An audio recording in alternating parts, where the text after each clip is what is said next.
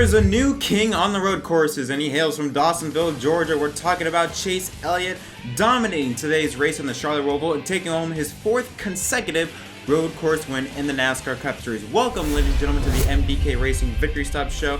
My name is Jett, and let's recap the 2020 Bank of America Roval 400, the final race of the round of 12. Now, there was a lot of question marks with this race, especially with the weather. After the chaos that ensued from yesterday's Xfinity Series race, and with rain, a lot of rain, or a high chance of rain being in the area on Sunday, a lot of people were wondering if we were going to get the same thing in the Cup race today. But I guess you could say luckily for the drivers, I don't know if it was lucky for us fans, but for the drivers, they really didn't have to deal with much rain, and if so, it was only in stage number 1. Now, a driver that a lot of people had eyes on was Chase Elliott. Could he go 4 in a row? He won the Charlotte Roval last year, won the other two won the road course earlier in the year at the Daytona road course. So a lot of people are wondering, is Chase Elliott going to come to the Roval again, dominate, collect more playoff points in order to start his quest for his first championship? And it didn't take long. He started up towards the front, started in second place with Denny Hamlin as the pole sitter. Keselowski quickly took the lead. It was kind of surprising. He started in the 3rd position.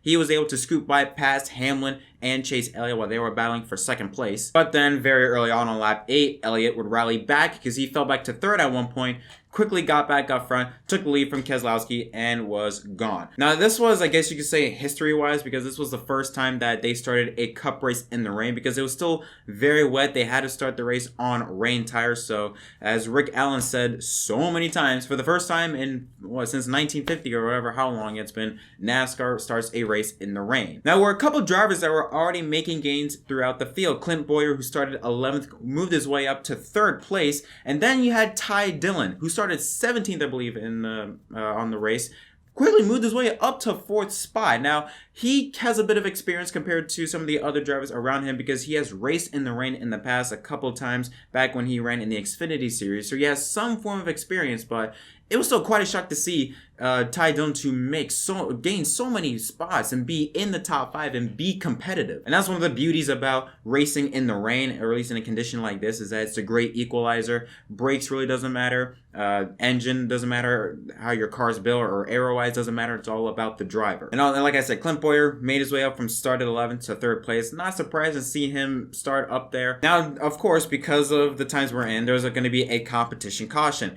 And what's interesting about this is that I think only 2 or 3 drivers pitted for slicks, Ryan Newman and Dillon. The rest stayed out on wets. Now, it was interesting, some of the team strategies and reasoning behind this, because when you take a look at the racetrack, some parts of the track, I want to say around turn 3, turn 4, were really damp, while other parts of the racetrack were pretty dry. Now you had to think, okay, do you go for slicks or do you stay on wets? It reminds me of the 2007 European Grand Prix, where I think that guy from the Spiker F1 team, he was the only one that pitted for wets. Everyone stayed on slicks, and everyone else that was on slicks had trouble. They had to pit. The only guy on wets stayed out and was able to take the lead, and that's what we saw here. Once we got back to racing, Bowyer took the lead from Martrix Jr. on a restart on the backstretch chicane with 12 laps to go in stage 1. But then, like I said, the track is starting to dry. We saw Johnson and Christopher Bell. They were one of the first few to pit. Dillon, he stayed out. Remember, he's on slicks, so he's on tires that are meant for dry conditions. He was 5 seconds a lap faster than leader Clint Bowyer. In fact, Bowyer was struggling so much that coming off into NASCAR turn 2, you see Bowyer inches from the wall, just trying to get a little bit more wet on the tires. That's how much he was struggling. He was trying to find wet spots so that he could provide grip to his wet tires.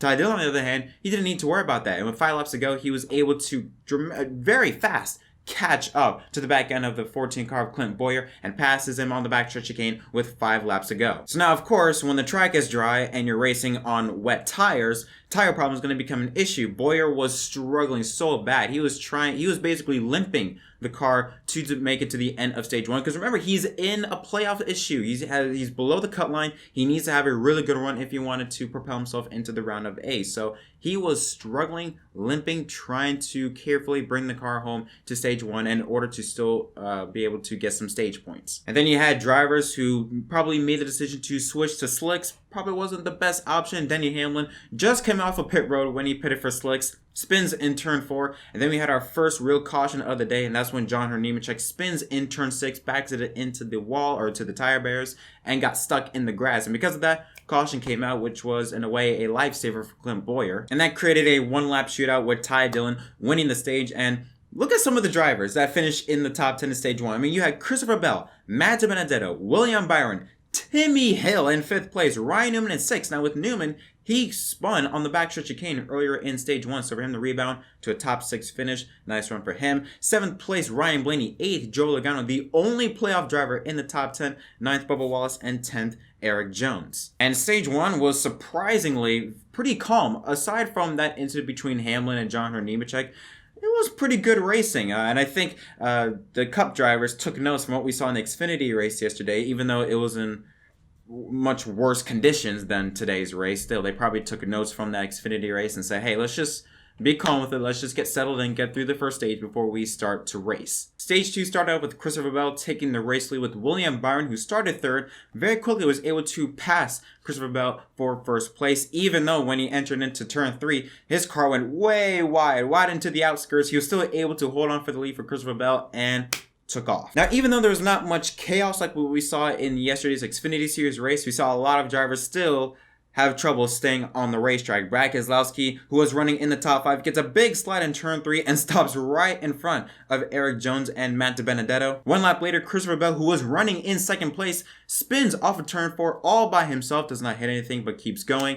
Same, I think 1 or 2 laps later, Eric Almirola also spins in turn number 4. Ryan Newman spins on the backstretch chicane, I think, on that same lap. I mean, there was a lot of cars struggling to stay on the racetrack. Even though they didn't really hit anything or hit other cars, it was still pretty exciting to see, okay, the real question was not to pass race cars or how good can you pass cars. The question was now, how good can you stay on the racetrack without spinning? Because again, there was still parts of the racetrack still very damp and other parts still pretty dry. So when you're racing on slicks, you were always on edge to make sure you don't go over the edge and spin yourself out. Even though William Byron was way out in front, you had Ryan Blaney just trying to cut away Byron's lead. Blaney, a former Roval winner, he won here back in the inaugural race of 2018, was able to chase down William Byron with 11 laps to go. Byron locked it up into the back stretch chicane, and then heading into the front stretch chicane, Blaney gets a good drive off, gets underneath Byron, and he takes the lead with under 10 laps to go. And then a caution waves with 4 laps to go. JJ Yeley, similar to John Nemechek, spins in turn 6 and gets stuck in the grass, and that forced NASCAR to throw out the caution once again. And then on a restart with 2 laps to go, and then heading into turns 3 and 4, there was a lot of jostling for position, a lot of being and banging and stack up in the middle of the pack,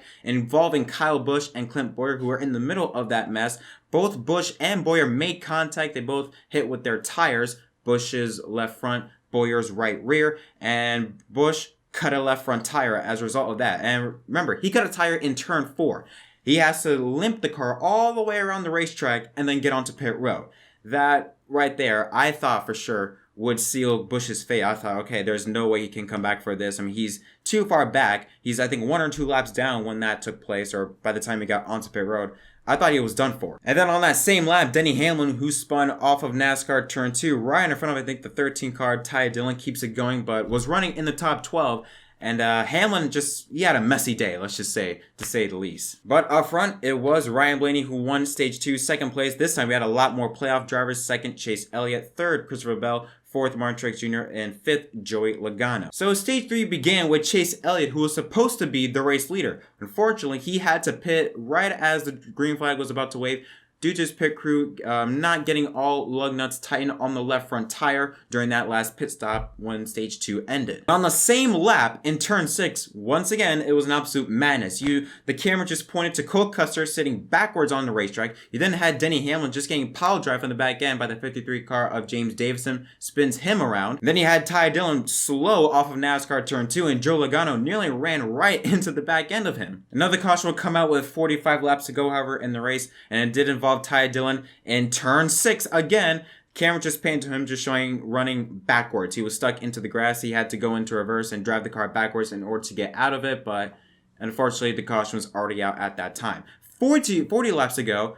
Kyle Busch back in the mix, but not in a good way. He was involved in an accident, drove into the back end car of Austin Dillon, who was also competing to race his way into the round of 8, spins right before the front stretch chicane, just taps a bit with the front end into the outside wall and brings out the caution. Now, after that caution on the incoming restart, all drivers pitted, including Clint Bowyer, who had to start at the back. Before that caution with Kyle Busch and Austin Dillon, Bowyer stayed out to get some track position, but because of the other caution, he had to pit, so he had to start at the back. Up front, however, you had drivers like Bubba Wallace, Ricky Stenhouse Jr., and Bubba Wallace entered turn 1, just decided to not use the brakes apparently, drove in way too hard, dumps the 47 car of Ricky Stenhouse Jr., but that would not be the only problem on that same lap. Off of turn number 4, race leader Ryan Blaney spins all by himself, and Matt Kenseth nearly T-bones him in the process. Now that gives the lead to the 37 car of Ryan Preece. Behind him is Alex Bowman, who reported moments before he took the green flag that he did not feel well and felt like he was going to throw up. So you have a race leader, an unknown driver in Ryan Preece, and a guy that feels like he's going to throw up right behind you in second place. And unfortunately, there would be more problems for the 14 car of Clint Bowyer.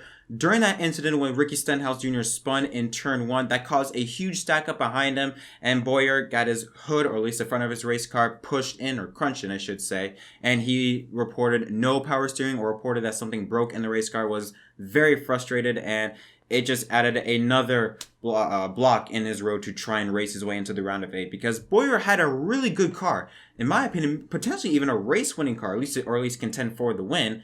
But he just has so many issues. He had the issue with Kyle Busch. He had the issue now with power steering now that's affecting him, or at least stopping him from having a shot at winning this race. In the meantime, Chase Elliott, who remounted from that loose wheel incident, was back inside the top 4. And Kyle Busch, from that incident between Austin Dillon and Clint Bowyer and cutting a left front tire and going 1 or 2 laps down, he's back inside the top 5 with under 30 to go. With 20 laps to go, Ryan Preece is still your race leader, but he slips up in turn 3. And that allows the 88 car now of Alex Bowman to get underneath him with Chase Elliott right behind. And that moves up Joey Logano, I believe, to 3rd place and Kyle Busch to 4th, while Preece fell back to 5th. But then on that same lap, Alex Bowman goes wide in turn 6, and that allows Chase Elliott to go by him with ease. But with 24 laps to go, the caution will come out due to debris, and it even included Matt Kenseth, who we still don't know at the time of this recording, we still don't know why, but camera just panned to Matt Kenseth, just nose first into the tire barriers.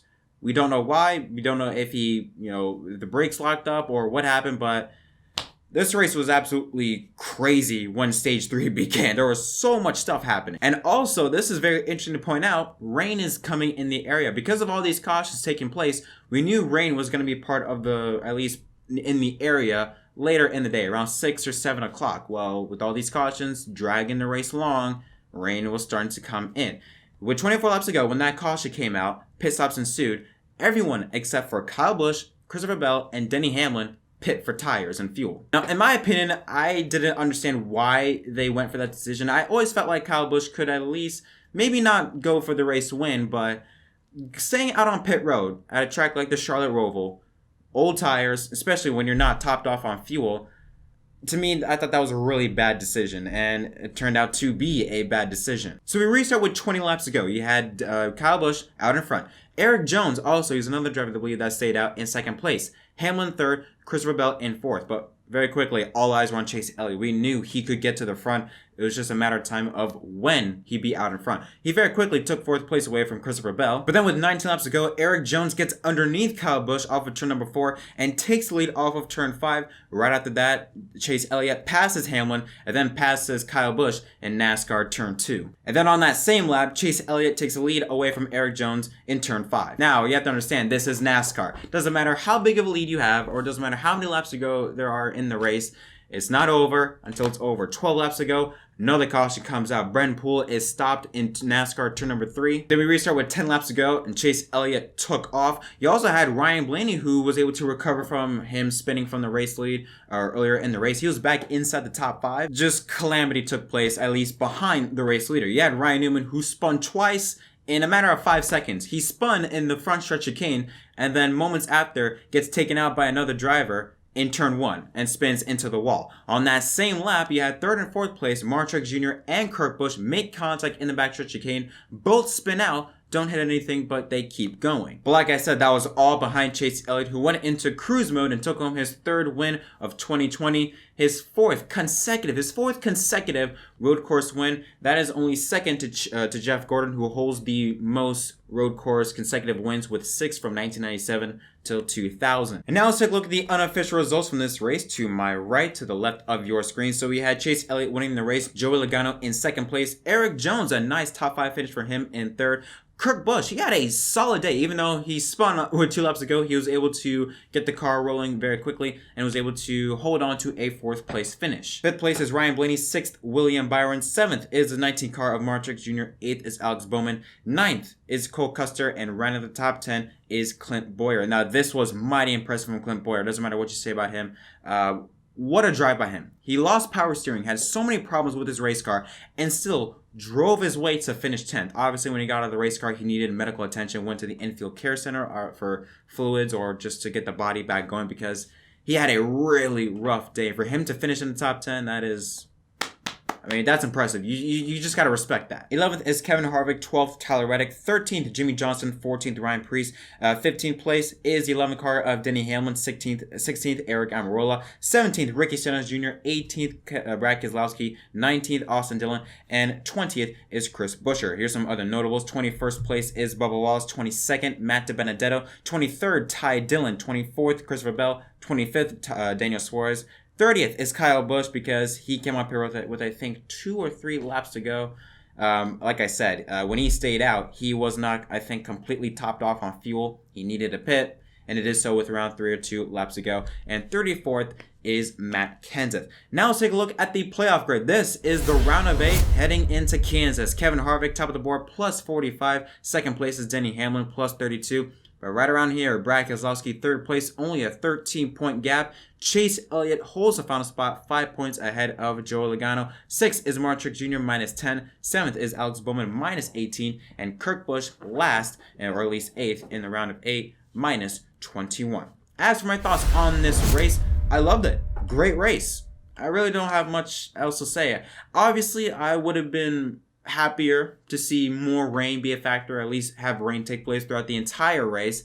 Obviously don't want it to be as much as what we saw in the Xfinity series. I think it was a bit too much rain, but it was a good race. It was a good race. As for Chase Elliott, my God, I mean, I don't know what is about with him and why he's so good on the road courses, but the dude's killing it. You just got to respect that. I mean, I don't know any other driver since Jeff Gordon to dominate road courses the way Chase Elliott has been dominating them as of late. 4 wins in a row. That's only 2 away from Jeff Gordon, who holds the record for most consecutive road course wins. And when you think about the 2021 series schedule, it's going to have 6 road courses. You got the Indy road course. You got the Charlotte Roval, Watkins Glen, Sonoma, Road America, COTA. I mean, if I'm Chase Elliott, regardless of what happens in 2020, if I'm Chase Elliott, I am excited for 2021 with all those road courses being part of the schedule. And man, you just got to feel for Kyle Busch. Kyle Busch, he put up a really good drive in this race. Even regarded with all the issues that he suffered earlier in the race when he cut that left front tire, he still managed to rebound nicely to at least have a shot at winning the race with under 30 laps to go, but it's just not meant to be. And this is a stat that I didn't even know about, and that's quite shocking. Kyle Busch is the earliest driver to be knocked out of the playoffs after winning the championship. We need to look at other drivers like Kevin Harvick, Mark Truex Jr. They all made it. They were defending champions and made it into the championship 4. Jimmy Johnson and Joe Logano, they made it to the round of 8 at least before being eliminated. Busch, the defending champion, he's out on the round of 12. That just tells you how bad of a season Kyle Busch has had. I mean, 0 wins. Oh man, that's another thing. 0 wins so far, and it's not like he hasn't been competitive. There are some races he has been competitive, but a lot of races, it's just bad luck. Luck has just not been on Kyle Busch's side. Only 12 top 5s and 17 top 10s, significantly lower than his championship run last year's, man. But look, I might not be a Kyle Busch fan. Definitely not a Kyle Busch fan, but even I feel a bit bad for him. I mean, just... how do you go from winning the championship to possibly not even getting a win? And this is not uncommon. We've seen that happen to drivers in the past, but to a driver like Kyle Busch, who at least I consider to think that Kyle Busch is in his prime at the moment, to not win, this season, it would be quite a shocker. But yeah, that's going to conclude this episode of MDK Racing Victory Stop. Guys, tell me in the comment section down below, what are your thoughts on this race? Did you like it? Did you not? I want to apologize for not being able to get an MDK Race Day video up for the Charlotte Roval. Trust me, I was trying so hard. I had everything ready. I just needed to render the video, but Premiere Pro just gave me so many problems. I'll try and make it up for you guys with a special MDK Race Day video regarding around the Xfinity series. Hopefully I can get into that and upload it by the time before the Xfinity race starts. I want to dive into more other series next season, like Xfinity, trucks, F1, IndyCar. So I'm just testing out the waters aside from doing races for the Cup Series. So make sure to be on the lookout for that. But until next time, my name is Jett from MDK Racing. Don't forget to like and subscribe for more content, and I'll see you guys next time.